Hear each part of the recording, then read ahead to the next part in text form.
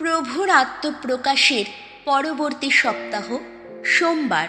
প্রথম পাঠ প্রবক্তা ঈশাইয়ার গ্রন্থ, 55 অধ্যায়, পদ সংখ্যা 1 থেকে 11। ভগবান বলছেন, আহা, তোমরা যারা পিপাসিত, তোমরা সবাই এসো এই জলেরই কাছে।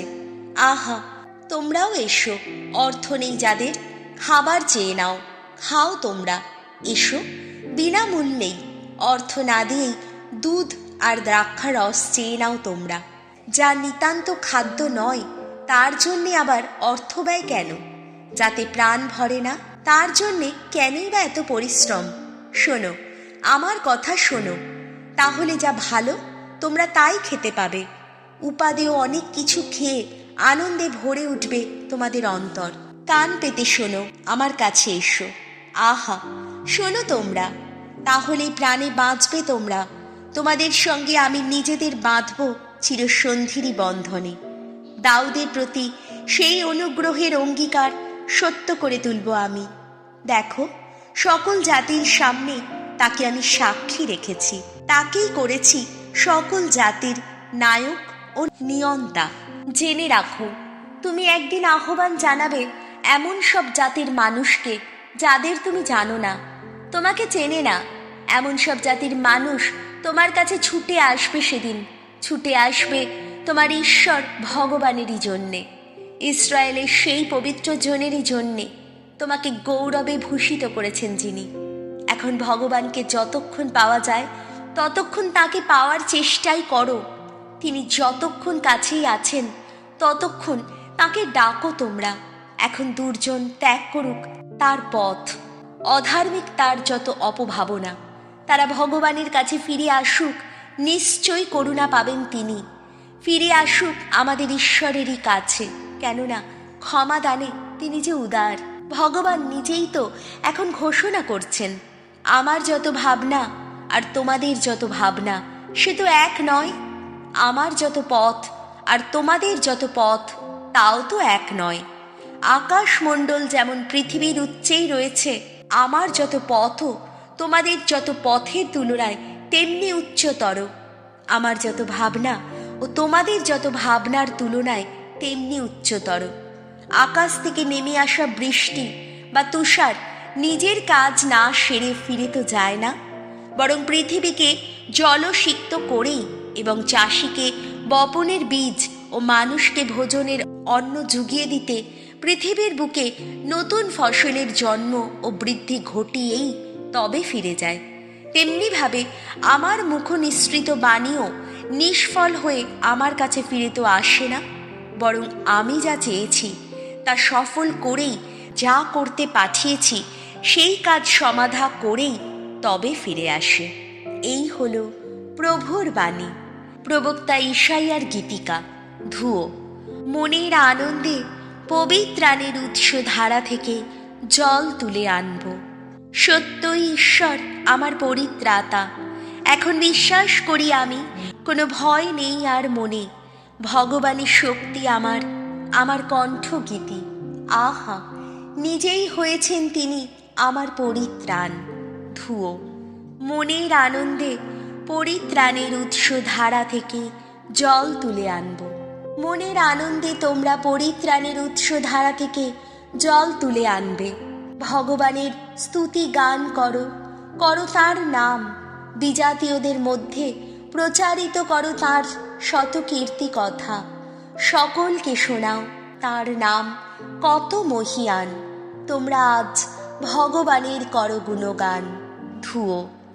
মনের আনন্দে পরিত্রাণের উৎস ধারা থেকে জল তুলে আনব। আহা, তিনি গৌরবময় কাজই করেছেন। সমগ্র জগৎ জুড়ে এই কথা প্রচারিত হোক। সিয়নের যত পুরবাসী, জয়ধ্বনি করো, হর্ষধ্বনি করো। ইসরায়েলের সেই পবিত্র জন যিনি, তোমাদের মধ্যে কি অপূর্ব তাঁর মাহাত্ম্য প্রকাশ। ধুয়ো।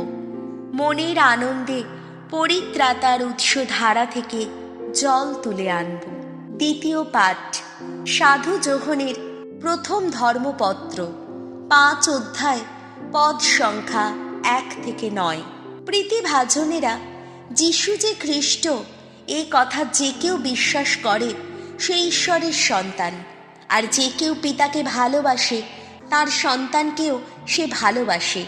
ঈশ্বরকে আমরা যদি ভালোবাসি, তার সমস্ত আদেশ যদি মেনে চলি, তবে তাতেই বুঝতে পারি যে ঈশ্বরের সন্তানদের আমরা ভালোবাসি। কারণ এই তো ঈশ্বরের প্রতি ভালোবাসার পরিচয়। আমরা তার সমস্ত আদেশ পালন করি, আর তার সেই আদেশগুলি তো দুর্বহ নয়। কারণ যে কেউ ঈশ্বরের সন্তান সংসারকে সে জয় করে। সংসারের ওপর আমাদের সেই বিজয় হলো এই যে আমরা যিশুর ওপর বিশ্বাস রাখি। সত্যিই তো, কে সংসারকে জয় করতে পারে? সে কি সেই মানুষ নয় যে বিশ্বাস করে যিশু ঈশ্বর পুত্র?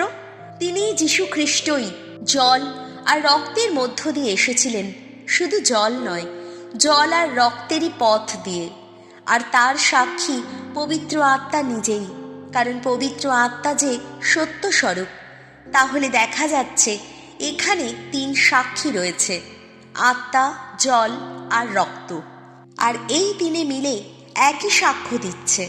মানুষের সাক্ষ্য আমরা তো গ্রহণ করেই থাকি, কিন্তু ঈশ্বরের সাক্ষ্য নিশ্চয়ই আরও প্রামাণ্য। আর ঈশ্বরের সাক্ষ্য তো এই, তিনি সাক্ষ্য দিয়েছেন তার পুত্রেরই সপক্ষে। এই হলো প্রভুর বাণী। বাণী বন্দনা। জয় জয় প্রভুর জয়। যোহন দেখতে পেলেন স্বয়ং যিশু তার দিকে এগিয়ে আসছেন। তিনি তখন বলে উঠলেন, ওই দেখো ঈশ্বরের মেয়ে শাবক, জগতের পাপ যিনি হরণ করেন। জয় জয় প্রভুর জয়। মার্ক রচিত মঙ্গল সমাচার 1 অধ্যায়, পদ সংখ্যা 7 থেকে 11। যোহন এই কথা প্রচার করতেন, আমার পরে আসছেন এমন একজন যিনি আমার চেয়ে শক্তিশালী। আমি যে নিচু হয়ে তার জুতোর বাঁধন খুলে দেব সে যোগ্যতাও আমার নেই। আমি তো জল দিয়েই তোমাদের দীক্ষা স্নাত করেছি, তিনি কিন্তু পবিত্র আত্মার অবগাহন করিয়েই তোমাদের দীক্ষা স্নাত করবেন। সেই সময় যিশু একদিন গালিলিয়ার নাজারেত শহর থেকে সেখানে এলেন। জর্ডন নদীতে যোহনের হাতে দীক্ষা স্নাত হলেন তিনি। জল থেকে উঠে এসেই তিনি দেখতে পেলেন আকাশ বিদীর্ণ হয়ে যাচ্ছে এবং পরমাত্মা এক কপোতের মতো তাঁর ওপর নেমে আসছেন। তখন স্বর্গ থেকে কার যেন কণ্ঠস্বর ধ্বনিত হলো, তুমি আমার পুত্র, আমার একান্ত প্রিয়জন, তুমি আমার পরম প্রীতিভাজন। এই হলো প্রভু যিশুর মঙ্গল সমাচার।